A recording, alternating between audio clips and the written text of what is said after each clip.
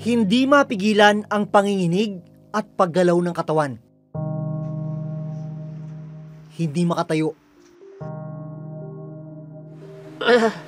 At hindi makapagsalita ng maayos.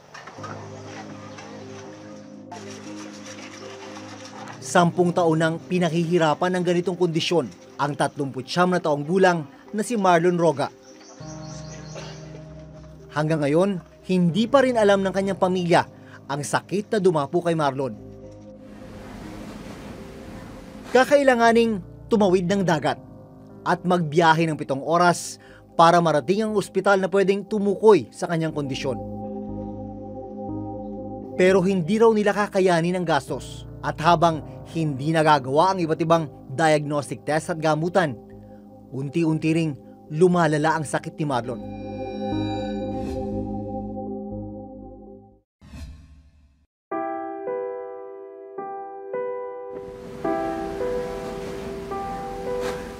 Mula sa Maynila, mahigit 12 oras ang biyahe papunta sa bayan ng Mamburao Occidental, Mindoro.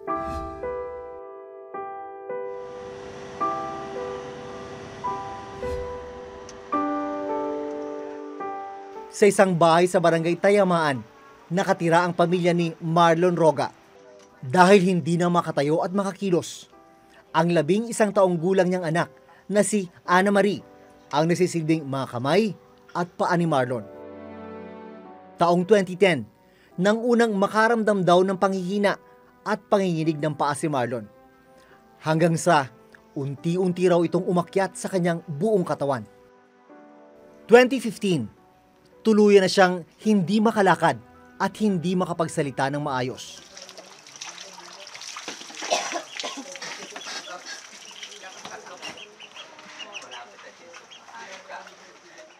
Marlon, mahirap yung kalagayan mo pero salamat kami ganyan ang anak mo. Yung sinasabi mo sa kanya pag kayo-kayo na lang.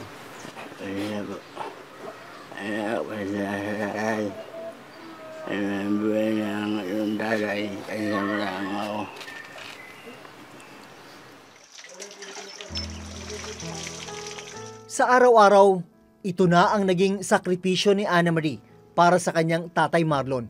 Kailan ka nagsimulang gumawa ng ganitong responsibilidad sa papa mo? 5 years old po. Ilang taon ka na nga ngayon? 11 po. Tagal-tagal na rin pala, no?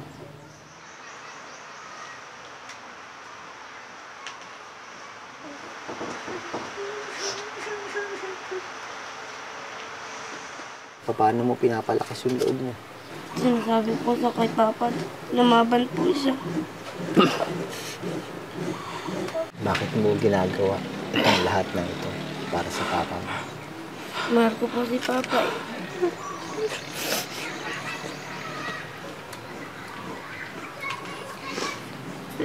Kasi po kung wala si Papa, wala po kami.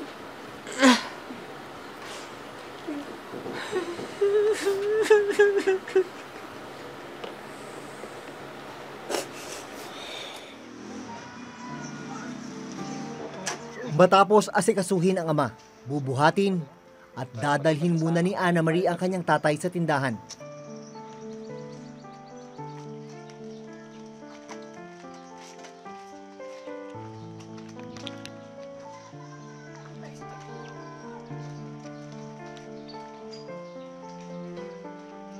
Kung saan nagtatrabaho ang kanyang inang si Annalyn.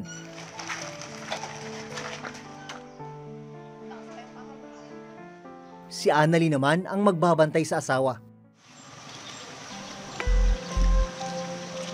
Pagkatapos maihatid, diretso na sa eskwela ang bata. Nasa grade 6 na si Ana Marie. 1 buwan na lang, magtatapos na siya sa elementarya. Ano ang gusto mong makita sa araw ng graduation mo? Sana po gumaling si Papa pagka-graduate ko po. Sana po si Papa ang umakit sa akin pag ako yung nag-graduate po ng grade 6. Ikaw ba, ano ba ang pangarap mo para sa sarili mo? Engineer po. Engineer? Ba, maganda. Bakit mo naman gusto mag-engineer? Para po makatulong ako sa pamilya ko. Anong pinagdadasal mo? Sana po pagising ni Papa magaling na siya. At nagpapasalamat po kami sa Diyos. Anong pinagpapasalamat mo sa Diyos? Buhay pa po ngayon si Papa at pinag-aral po ako ng mabuti. Mahirap po sa loob ko. Na ganun po yung sitwasyon ni Papa. Dahil hindi na nakakapagtrabaho si Marlon, ang asawa niyang si Annalyn ang nagtataguyod sa pamilya. Kano po kinikita niyo dito?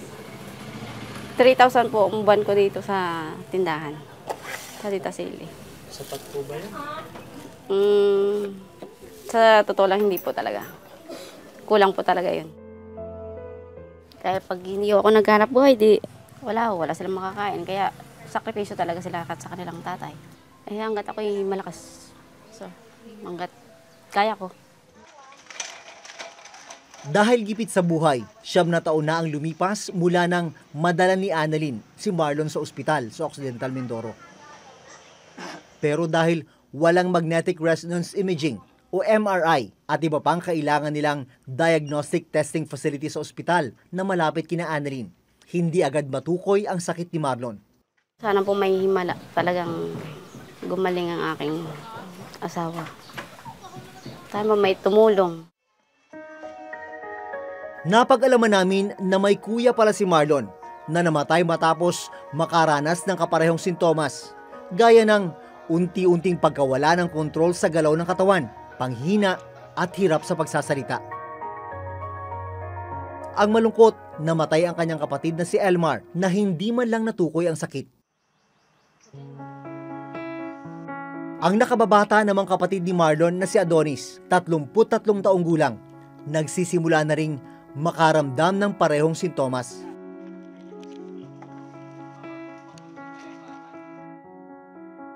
Ngayong hapon, susunduin ni Adonis ang mga anak sa eskwelahan. Nanginginig man at hindi makontrol ang paggalaw ng ilang bahagi ng kanyang katawan, pinipilit pa rin ni Adonis na makatulong sa pamilya. Adonis, nung nagkasakit yung kuya mo, si Marlon, tapos yung sinundan mo pa na kuya, anong naiisip mo ng mga panahon na yun? Parang naisip ko din, parang baka tamaan din ako ng ganun sakit. Pero nung nag-edad po ako ng 28, sinabi sa sarili ko, wala mo lang naramdaman. 28 din ba nung tinamaan ng sakit yung dalawa mo? Oo, 28 po sila parehas eh. 28 sila.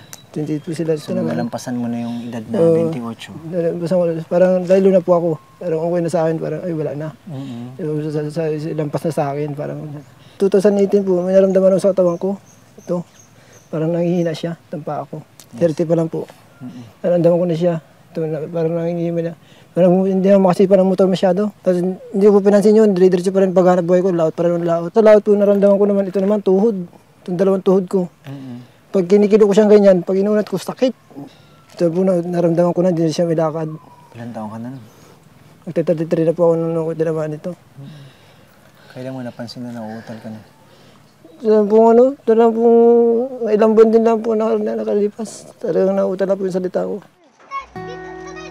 Ang kinakatakot ni Adonis, baka bakuhan ng kanyang 3 anak na lalaki ang kanyang sakit. Sabi ko nga po, una po sana po maranasan ng mga anak ko. Kasi naranasan namin, hirap po talaga. Kung maranasan ko naman ako, hindi ko po siguro kaya na po, sir. Nagpa-check up daw si Adonis sa iba't ibang ospital. Ang problema, dahil hindi nila nagawa ang mga diagnostic test, hindi rin natukoy ang sakit ni Adonis. So, unang check-up po namin, ni-request po kami ng doktor na magkaroon siya ng nerve test. So, isinagawa po namin yung nerve test na ito sa Manila, Quezon City. Second, balik namin para sa check-up, kasama po yung resulta ng nerve test. Sabi po ng doktor, wala naman po, negative naman po. So, ni-request naman po kami for MRI. Yun nga lang po, pagdating namin po sa MRI, hindi po niya kinayang humiga for 1 hour. Kusang gumagalaw at nangangalay daw yung leeg niya at saka yung binti. In-stop na po yung MRI. After po nun, nag-stop na rin po kami ng check-up.